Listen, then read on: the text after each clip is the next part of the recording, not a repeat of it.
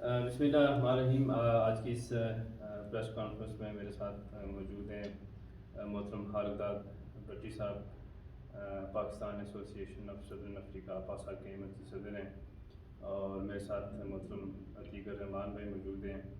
آپ معروف پاکستانی انٹلیکچوئل ہیں۔ آج کی اس پریس کانفرنس کا جو بنیادی مقصد ہے وہ یہ ہے کہ جو بھارت کی طرف سے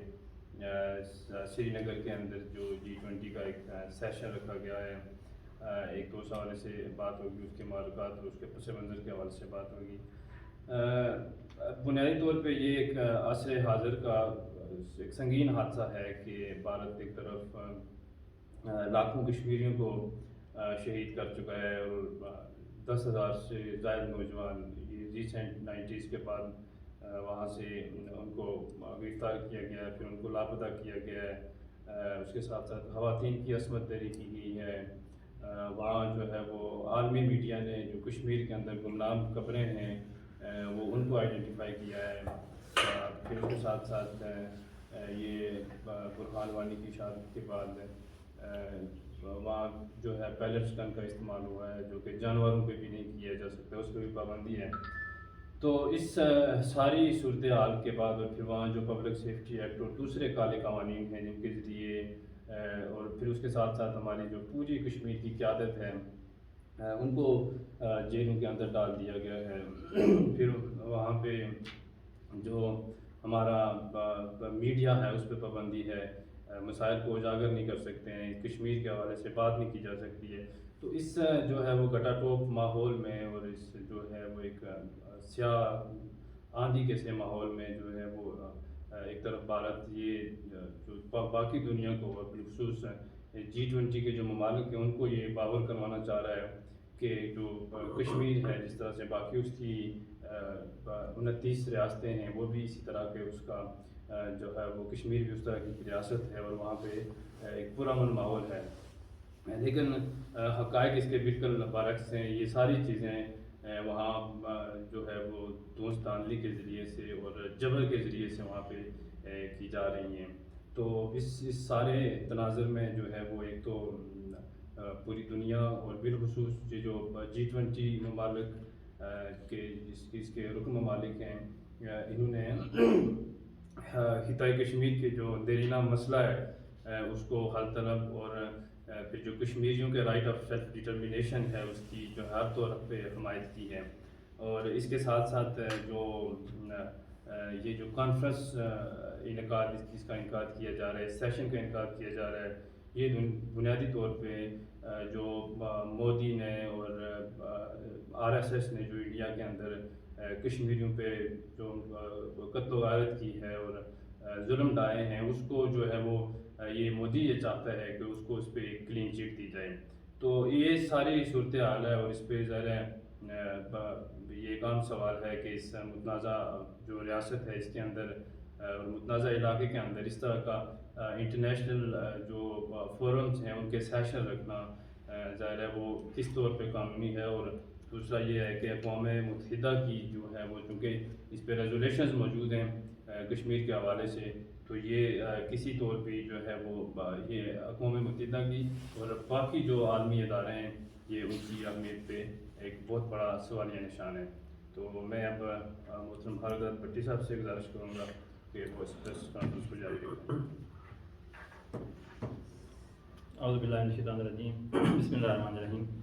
سب سے پہلے تو شکریہ آپ تمام دوستوں کا کہ جو یہاں پہ اس پریس کانفرنس میں بڑے شارٹ نوٹس پہ تشریف لائے ہیں، اور سب سے بڑی بات ہمارے ساتھ جس وقت موجود بیٹھے ہیں میرے بھائی جو معروف کشمیری صحافی بھی ہیں، اور ان کے آئے دن ہم کشمیر کے حوالے سے جو یہ آواز اٹھاتے ہیں مختلف کالمز کے اندر، ہم بھی اس سے اپڈیٹ بھی ہوتے رہتے ہیں، اور اس حوالے سے بھی ہمیں ایک ساؤتھ افریقہ سے بھی بہت بڑی بات ہے کہ کشمیر کے حق میں ایک اسٹرانگ آواز جو ان کی طرف سے بلند ہوتی ہے، اس پہ ہمیں بھی حوصلہ افزائی ہوتی ہے جو ہم پاکستانی ہو کے ہم کشمیر کے حق میں بات کرتے ہیں، آواز اٹھاتے ہیں۔ تو اس میں اگر ایک کشمیری اگر ہمارے ساتھ ہیں آج تو یہ ہمارے لیے بہت حوصلہ افزائی کی بات ہے، اور ہم سمجھ رہے ہیں کہ ہم جو اپنا فرض پورا کرنے جا رہے ہیں، اور آئے دن ہم انشاءاللہ تعالیٰ جس فرض کو نبھاتے رہتے ہیں اس کے اندر یہ بھی اگر ہمارے ساتھ کھڑے ہوئے ہیں ہمارے کشمیری بھائی بھی، تو یہ ایک بہت بڑی تقویت کی بات ہے۔ गुजारिश ये है कि देखें जैसा कि हमारी अपनी पाकिस्तानी कम्युनिटी को भी यहाँ पे इंडियन कम्युनिटी भी है, यहाँ पे बांग्लादेशी कम्युनिटी भी साउथ अफ्रीका में है, इटसेल्फ साउथ अफ्रीकन यहाँ पे जो हमारी बहुत ज़्यादा आबादी जो समझते हैं कि अपार्थाइड से पहले उनके जो हालात ख़राब थे, जिस हद तक वो इस चीज़ को फेस करते रहें और अपनी आज़ादी के लिए एक बहुत बड़ी एफर्ट करते रहें, इस मुल्क से अगर ये आवाज़ उठाना कश्मीर के हक़ में, तो ये भी एक बहुत ही अपने अंदर एक बहुत बड़ा पैगाम रखती है। पहली बात तो मैं इस चीज़ की मजम्मत करता हूँ कि इंडिया जैसे शिद्दत पसंद और दहशतगर्द मुल्क को G20 जैसे एक बड़े फोरम की मेज़बानी का हक़ देना, ये बजाते ख़ुद ये इसके अंदर ही मतलब नज़र आ गया कि वो मुल्क इस काबिल नहीं था कि उसको ये इतनी बड़ी ज़िम्मेदारी का काम दिया जाता, और उसका जो उसने उसको इस्तेमाल करते हुए उस मुल्क ने अपनी शिद्दत पसंदी को और अपनी दहशत पसंदी को इस्तेमाल करते हुए उसने वो शरारत की है, वो ये कि एक मुतनाज़ इलाका जिसको पिछले 75 साल से उसको उसने गासबाना तौर तरीके से दबाया हुआ है, जिसके ऊपर UNO की वाज़ेह करारदादें मौजूद हैं कि कश्मीर की हैसियत के वाले से, और वो एक डिस्प्यूटेड एरिया भी है, और उसके बाद उसके ऊपर अभी तक उनको इंसाफ फराहम करना एक पूरी दुनिया का ख़ास तौर पे UNO का फ़र्ज़ है। इसके बावजूद भी एक इतने बड़े फोरम की वहाँ पे मीटिंग या उस मीटिंग का सेशन वहाँ पे रखना, इसका मकसद आपको नज़र आ रहा होगा कि कितनी बड़ी ये शरारत है और कितनी बड़ी ये शिद्दत पसंदी है। तो हम सबसे पहले तो इसको कंडेम करते हैं। बाकी मैं इस हवाले से शुक्रिया अदा करना चाहता हूँ चाइना का, तुर्की का, सऊदी अरेबिया का, मिस्र का, कि ये वो ममालिक हैं जिन्होंने कम अज़ कम उन 20 ममालिक में से जो चंद ममालिक ऐसे हैं जिन्होंने इस चीज़ का एहसास भी किया और उन्होंने ऐलान किया कि हम उस सेशन के अंदर नहीं जाएंगे जो सेशन श्रीनगर के अंदर मुनक़िद हो रहा है, क्योंकि वो एक शरारत पर मबनी चीज़ है। तो ये सबसे बड़ी चीज़ है कि G20 कॉन्फ्रेंस के जो अहम ममालिक हैं ये उस कॉन्फ्रेंस के उसके G20 के, इनकी तरफ से बाइकाट होना, ये बज़ाहिर और ये कश्मीरियों के हक़ में ये एक बहुत बड़ा एक आवाज़ भी है, और इस चीज़ को तक़वीत भी मिलेगी कि जो इंडिया जो शरारत करने जा रहा था। तो मेरे ख्याल से आइंदा इंशाअल्लाह ताला इसको मज़ीद अगर तमाम दीगर ममालिक भी इसको आवाज़ को उठाएँगे, और ख़ास तौर पे कश्मीर के अंदर जो हमारे जो आबादी है उनकी जो मज़ीद इसका अगर उसको ताकत से अपनी आवाज़ को बुलंद करेंगे, तो इंशाअल्लाह ताला एक वक़्त आएगा कि पूरी दुनिया उनके साथ खड़ी होगी। थैंक यू जी। अतीक रहमान भाई। औज़ुबिल्लाहिमिनश्शैतानिर्रजीम, बिस्मिल्लाहिर्रहमानिर्रहीम। सबसे पहले तो शुक्रगुज़ार हूँ कि आप सब दोस्त जो हैं वो बड़े मुख्तसर से नोटिस के ऊपर तशरीफ़ लाए और इस एक इंतहाई अहम और इंसानियत सोज़ किस्म के एपिसोड को बेनकाब करने के लिए आपने एक काविश की। जैसा कि मेरे दोनों फाज़ल दोस्त जो हैं वो इस सारे मसले का सियाक़-व-सबाक़ बयान कर चुके हैं, तो ये यहाँ पे हम ना सिर्फ इसकी मज़म्मत के लिए हाज़िर हुए हैं, बल्कि मैं कुछ चीज़ें जो हैं, क्योंकि बहसीयत इंसान हम बहुत जल्द जो है वो भूल जाते हैं, और ये जो आज जो कुछ हो रहा है, मैं ये समझता हूँ कि 2019 सितंबर में जो कुछ किया इंडिया ने,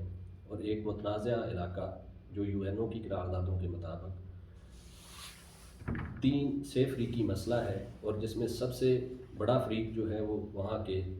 बासी हैं, कश्मीरी। और 2019 में भारत ने ये साबित कर दिया कि उसकी दिलचस्पी वहाँ के रहने वाले लोगों में बिल्कुल नहीं है, वहाँ पे बसने वाले इंसानों में बिल्कुल नहीं है। उसका सरोकार सिर्फ़ और सिर्फ वहाँ के वसाइल और वहाँ की ज़मीन के साथ है। उसकी दिलचस्पी सिर्फ वहाँ के वसाइल के साथ है, और उसने 370 आर्टिकल जो कि उस रियासत को एक खसूसी हैसियत देता था उसको रिवोक किया, जो कि वाज़े तौर पे UNO की जो करारदादें हैं उनकी एक कह लें कि खिलाफ वर्जी की गई, और इस तरीके से वहाँ पे एक बड़ी डेमोग्राफिक चेंज को लाया गया। अगर बड़ी कुव्वतें जिस तरह से UNO का सबसे पहले ये किरदार होना चाहिए था, क्योंकि उसी की करारदादों की मुखालफत की और उसी की करारदादों को जो है ना उन्होंने रोल बैक किया, तो उस वक्त अगर इस पे एक इंतहाई दर्जे का जो है रद्द-ए-अमल आता बड़ी कुव्वतों से, तो शायद आज इंडिया को ये शातराना चाल चलने की जसारत ना होती कि वो لوگوں کو ورگلاتا اور لوگوں کو ایک غلط میسج دینے کی کوشش کر رہا ہے کہ وہاں پہ ہر طرح سے لوگ اس کے ساتھ خوش ہیں. اور یہ اس نے جو سیشن رکھا ہے G20 کا، یہ سیاحت کے فروغ کے نام پہ رکھا ہے، جبکہ ایسا خطہ کہ جو آگ میں جھلس رہا ہے وہاں پہ کس طرح کی سیاحت ہو سکتی ہے اور کیسی جو ہے نا وہ یہ ایک شاطرانہ اس کی چال ہے. بہرحال یہ جہاں پہ ایک افسوس کی بات ہے کہ افسوس کا مقام ہے کہ بڑی قوتوں نے پہلے اس کو سنب نہیں کیا، اس کو ایک سبق نہیں سکھایا، جس کی وجہ سے اس کی ہمت بڑھی اور اس کو G20 جیسے بڑے فورم کا نہ صرف صدر بنایا بلکہ اس نے اپنی لابنگ کے ذریعے اس کی میزبانی بھی اس سیشن کے لیے حاصل کی. تو اس کے ساتھ ساتھ جو ہے اس ساری چیزوں پہ افسوس کے ساتھ ہم شکریہ ادا کرنا چاہتے ہیں کہ چائنا اور ترکی، چائنا جو دنیا کی اس وقت سب سے بڑی اکانومی ہے اور ترکی شاید 5ویں بڑی اکانومی ہے، اس کے ساتھ سعودیہ اور مصر جیسی قوتوں نے اس چیز کی نہ صرف مذمت کی ہے اور اس چیز کو کنڈیم کیا ہے اور اس چیز پہ انہوں نے شمولیت سے جو ہے وہ انکار کر دیا ہے.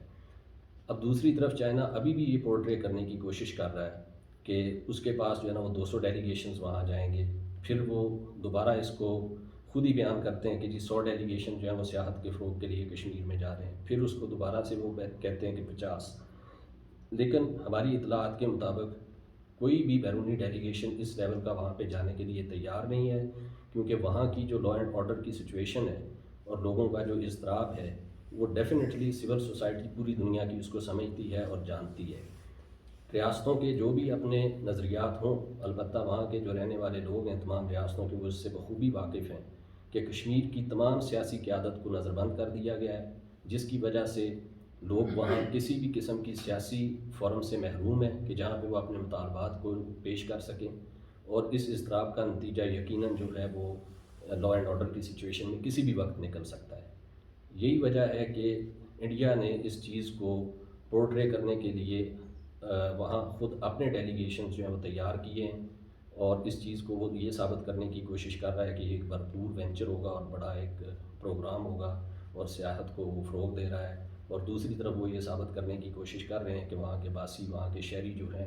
وہ ایک پراطمینان زندگی گزار رہے ہیں، جبکہ ایسا کچھ بھی نہیں ہے.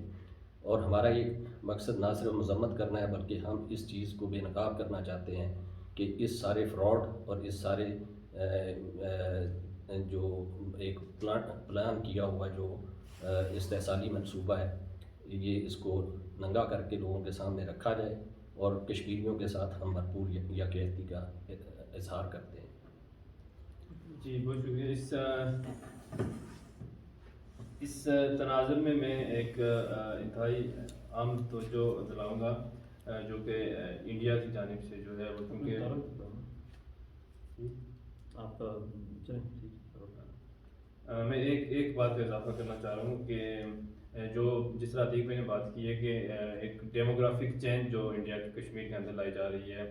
ابھی ریسنٹ رپورٹس کے مطابق 2 ملین سے زائد جو ہے وہ جعلی ڈومیسائلز وہاں جو ہے وہ تقسیم دیے گئے لوگوں کو، اور وہاں لوگوں کو کشمیر کے اندر جو ڈیموگرافک چینج لائی جا رہی ہے جس کا بنیادی مقصد یہ ہے کہ اگر بعد میں کہیں اقوام متحدہ کی قراردادوں پہ عمل درآمد ہوتا ہے تو انڈیا اس سچویشن میں ہو کہ جو ہے نا وہ اس کی اپنی جو آبادی ہے وہ وہاں سے شفٹ ہو کے اس طرف کشمیر کے اندر اور وہ لوگ جو ہے وہ انڈیا کے حق میں جو ووٹ کر سکیں. تو اس دوسرا جو ہے وہ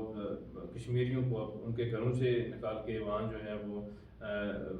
مختلف فورسز بنائی جا رہی ہیں، جو لوگ وہاں بنیادی طور پہ RSS کے لوگ ہیں، تو وہاں ان کو جو ہے وہ گھر گفٹ کیے جا رہے ہیں اور ان کو وہاں پہ بسایا جا رہا ہے. تو عالمی دنیا کو جہاں اگر انڈیا سیاحت کی بات کر رہا ہے تو اس سے ہٹ کے عالمی دنیا کو چاہیے کہ وہ کشمیر کو اس سارے تناظر کی جو ہے وہ صورت میں دیکھیں. تو میں شکریہ کرتا ہوں شکریہ ادا کرتا ہوں ہمارے ساتھی بھائیوں کا اور ہماری جو پاسا کے مرکزی صدر ہیں یہاں پہ موجود ہیں، ان کا بھی شکریہ ادا کرتا ہوں. محترم عتیق الرحمان بھائی کا بھی شکریہ ادا کرتا ہوں کہ بالخصوص پاسا کا، کیونکہ پاسا جو ہے وہ الحمدللہ ہر اعتبار سے کشمیریوں کی ایک توانا آواز ہے اور وہ ہر فورم پہ جو کشمیر کے حوالے سے بات کرتے ہیں اور کشمیر کے ایشو کو ہائی لائٹ کرتے ہیں. تو آپ کا بہت شکریہ. اللہ تعالیٰ کو جزائے خیر دے. السلام علیکم.